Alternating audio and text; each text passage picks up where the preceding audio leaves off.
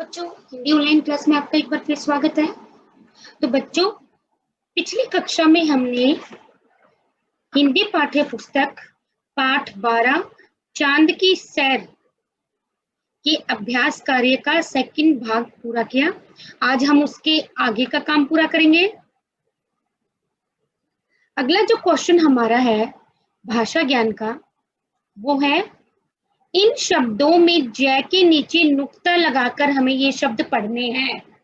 यानी कि ये जो नीचे शब्द दिए गए हैं, इनमें नुक्ता का प्रयोग करके ये शब्द हमें पढ़ने हैं और देखना है कि उच्चारण में क्या चेंजेस आते हैं। जैसे मजा है, इसे हम मजा बोलेंगे, लेकिन जब हम इसके नीचे जय के नीचे नुक्ता का प्रयोग करेंगे, देखिए मैं आपको दिखाती हूँ कैसे लिख के। ये हमने मजा लिखा और जब हम नुक्ता यानी इस बिंदु का प्रयोग करेंगे जो नीचे लगती है, देखिए यहाँ पे जय के नीचे लगेगी।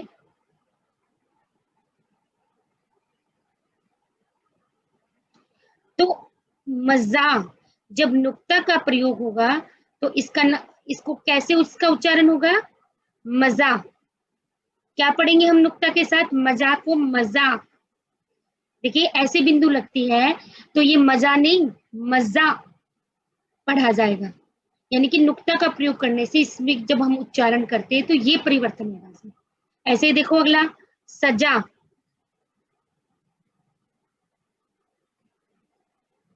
और जब हम नुक्ता का प्रयोग करेंगे तो ये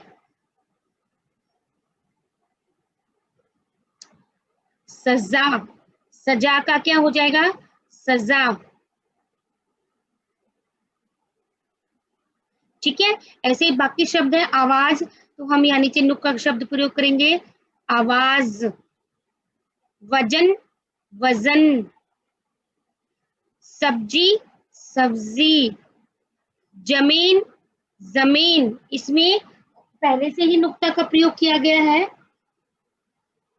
तो इस प्रकार हम नुक्ता शब्द का प्रयोग करके इन शब्दों को जब हम पढ़ेंगे तो हमें इनके बोलने में, हम जो जब इसका उच्चारण करेंगे तो हमें एक परिवर्तन लगेगा। ठीक है बच्चों, अगला प्रश्न देखिए। अगला जो हमारा है प्रश्न संख्या 4, प्रत्येक पंक्ति में जो शब्द उस परिवार का नहीं है उसे चुनकर लिखना है। ये 4 हमारे सामने ऑप्शन है।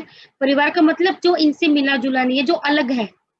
जैसे शक्तिशाली, शक्तिहीन, शक्तिमान, ये तीनों एक ही परिवार से। अलग कौन सा है? विनाशक, तो हम इसी पे टिक लगाएंगे। अगला देखो ख पाठ, विजय, पराजय, अजय, जीवन। तो विजय, पराजय, अजय ये तीनों एक ही जैसे हैं, जीवन अलग है, तो हम इस पे टिक लगाएंगे।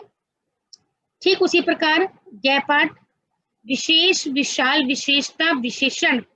तो इन तीनों में से जो अलग है वो है विशाल, बाकी सभी एक ही परिवार से हैं। और लास्ट का देखो घ, अज्ञान, विज्ञान, उजाला और ज्ञानी।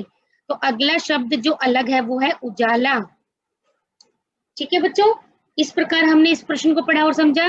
आगे देखिए, आगे है हमें रै के विभिन्न रूपों वाले 3-3 शब्द लिखने हैं। तो आप जानते हो कि रै के विभिन्न रूप कौन कौन से होते हैं।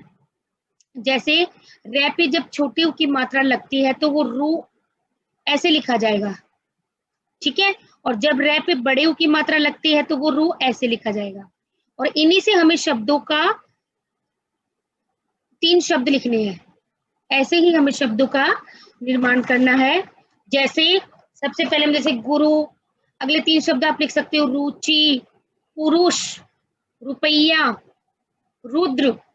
ठीक है, ऐसे ही ख पाठ में देखो जैसे जरूर है, बड़े ऊ की मात्रा वाले शब्द हम लिखेंगे अमरूद, रूप, डमरू, रुमाल, रूखा, रूठना।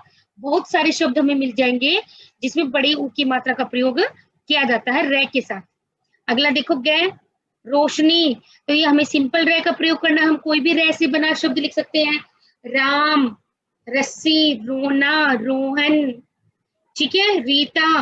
कोई भी शब्द हम जो रै से शुरू होता है वो लिख सकते हैं। वो रै चाहे बीच में हो चाहे आखिरी में हो, रै का प्रयोग होना चाहिए।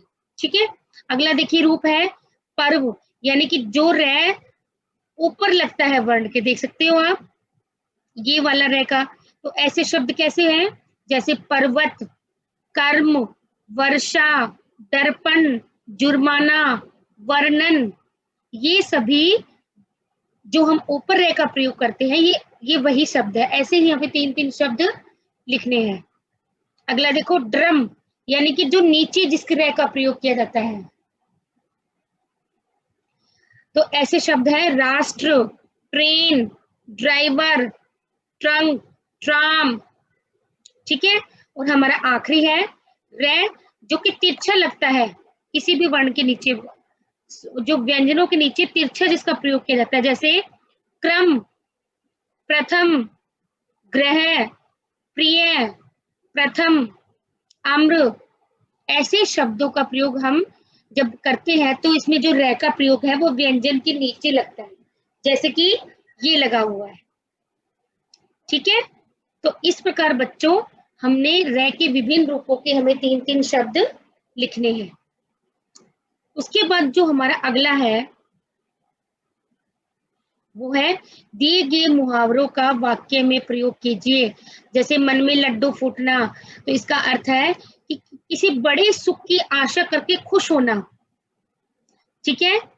तो इसको हम वाक्य में कैसे प्रयोग करेंगे कि जैसे ही रोहन ने सुना कि वो घूमने जा रहे हैं उसके मन में लड्डू फूटने लगे, ठीक है। अगला वाक्य देखिए, घी के दिए जलाना, यानी कि बहुत खुशियां मनाना। तो इसका हम वाक्य में प्रयोग करेंगे कि जब राम 14 वर्ष का वनवास काट कर आए तो अयोध्या वासियों ने घी के दिए जलाए, ठीक है। अगला देखिए, फूला न समाना, यानी बहुत खुश होना।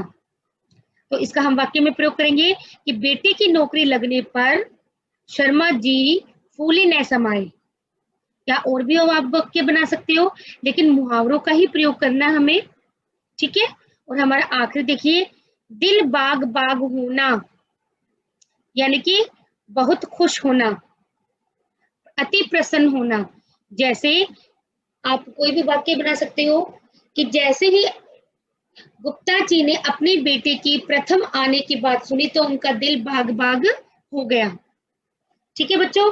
तो ये हमने पाठ 14 का तीसरा भाग, यानी कि जो हमारा अभ्यास कार्य था वो हमने पूरा कंप्लीट किया, ठीक है। आप इन सभी अभ्यास कार्यों का अच्छे से इनको पढ़िए, समझिए। अगली क्लास में हम फिर एक नए चैप्टर के साथ मिलेंगे, तब तक के लिए नमस्कार।